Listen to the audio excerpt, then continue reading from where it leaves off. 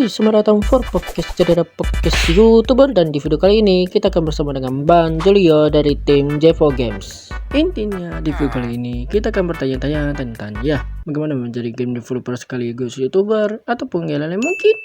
Oke, sebelumnya boleh perkenalan terlebih dahulu, nama siapa dan asalnya dari mana?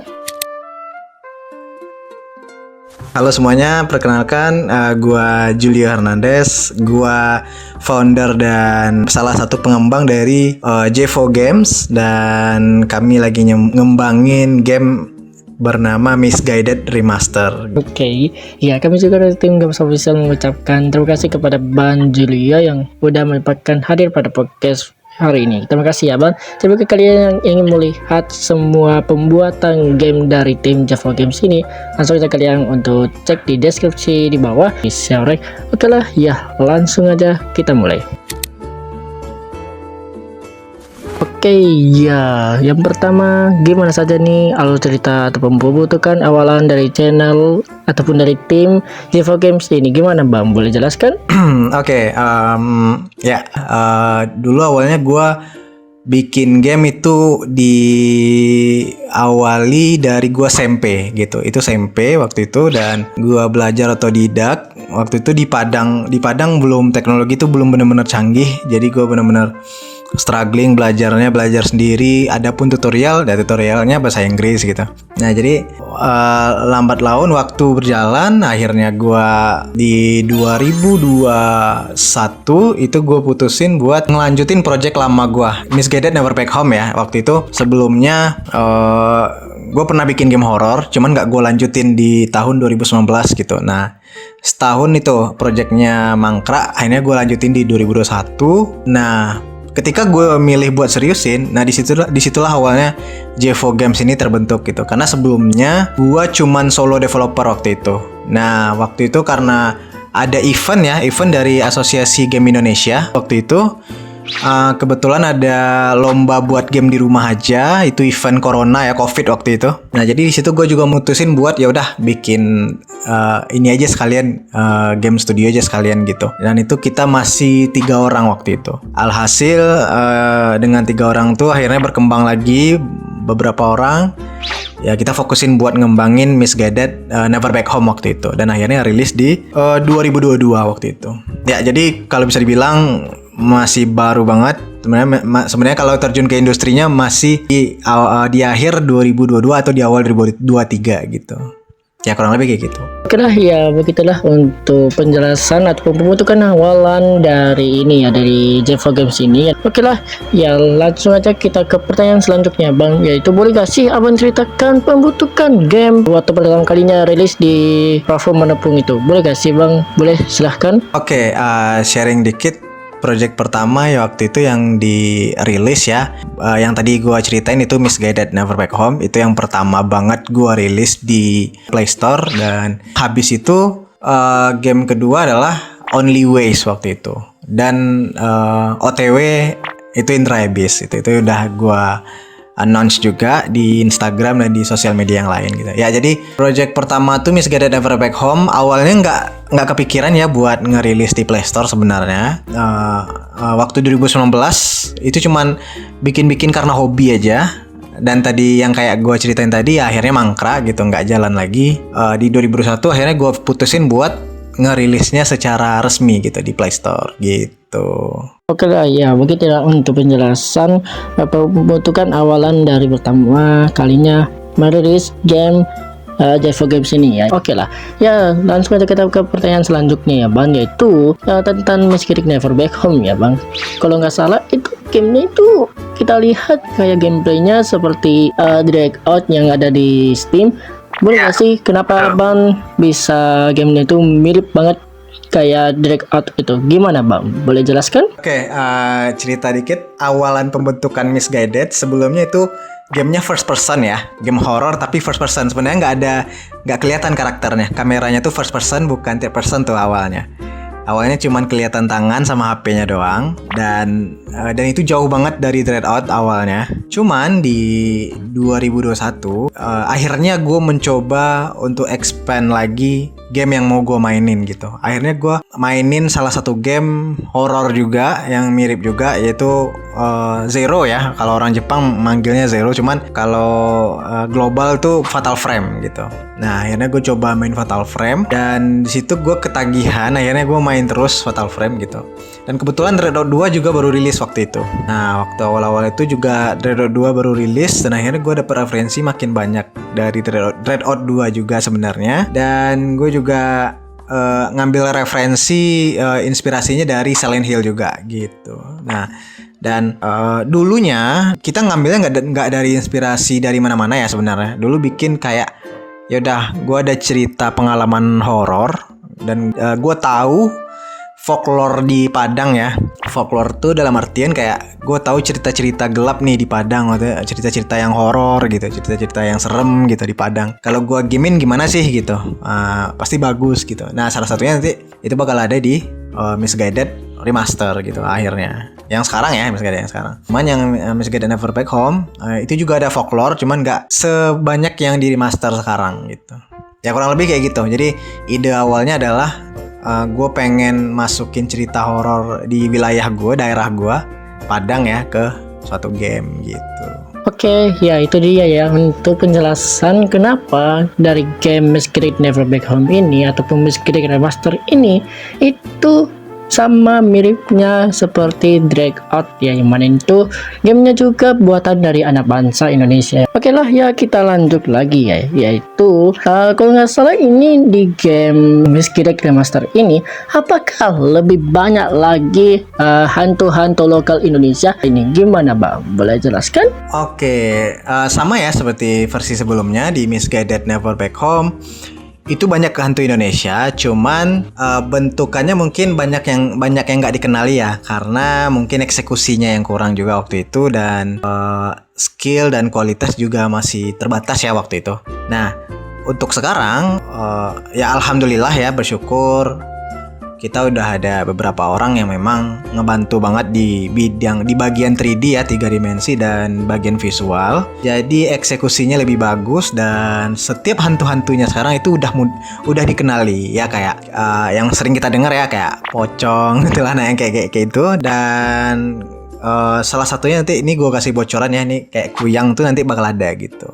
Nah, jadi sekarang hantunya lebih banyak ya, di remaster tuh lebih banyak lagi hantu dari Indonesianya yang ada di Indonesia aja ya, kayak genderuwo gitu, yang kayak gitu. Oke, begitu ya. Tapi pastinya untuk sebagiannya itu akan diupdate terus ya Bang untuk gamenya di remaster ini. Atau ya, apakah betul.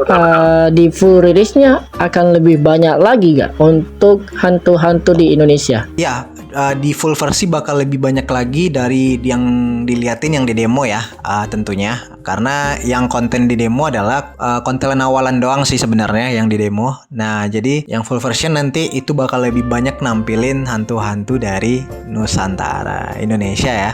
Wah, itu sih gede banget ya, dan pastinya ini hantu-hantunya lokal Indonesia ya. Jadi bagi kalian yang ingin memainkan game Misguided Remaster version demonya, bisa kalian langsung aja gaskan untuk menginstal gamenya yang ada di Steam dan juga di Play Store. Tetapi untuk version App Store kemungkinan bersabar ya, pastinya akan dirilis juga untuk version App Store nih ya. Tadi untuk pendapatnya Bang Julia ini, kira-kira ada gak sih perkirakan kapan rilisnya Misguided Remaster ini di App Store? Gimana Bang? Mungkin nih perkiraan aja ya. Kalau seandainya nanti udah rilis, dan mungkin setelah rilis full ya, bakal barengan rilis sama platform yang lain gitu. Mudah-mudahan gitu. Cuman kalau memang nggak sempat barengan, mungkin Apple Store dulu, iOS dulu nantinya. Mungkin 2 bulan setelah rilis full kayaknya. Nah, dan kita juga nargetin kayak rilis di Switch dan di PS5 juga gitu.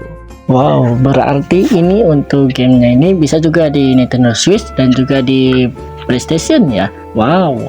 Gila banget sih. Oke lah, ya langsung aja kita ke pertanyaan selanjutnya ya Bang, yaitu yang mana ini kami melihat ada game baru yang bernuansa anime yang mirip seperti Genshin Impact. Boleh gak sih Abang ceritakan itu? Oke, sedikit cerita dari Indra Abyss ya. Sebenarnya kenapa gua bikin game yang Indra Abyss ini sebenarnya cuman dari iseng-iseng aja sebenarnya. gue main game yang kayak On Impact gitu ini. Cuman gue nggak istilahnya kalau orang nyebut kayak apa ya, istilahnya fan banget ya sama gamenya gitu. Gue nggak sampai segitunya.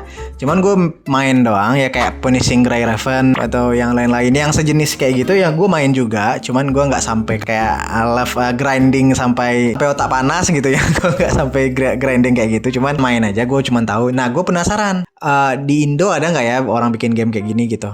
Nah, gue ngelihatnya kalau kemarin itu belum ada, cuman sekarang tuh udah ada gitu.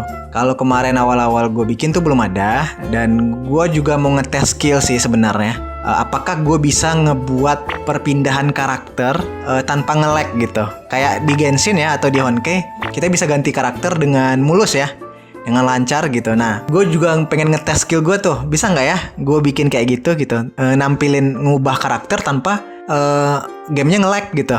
Nah, akhirnya setelah gue utak-atik, gue bikin dan akhirnya bisa. Oke, karena gue udah bisa di part yang paling susahnya, bagi gue itu part paling susahnya sih, ganti-ganti karakter itu tadi.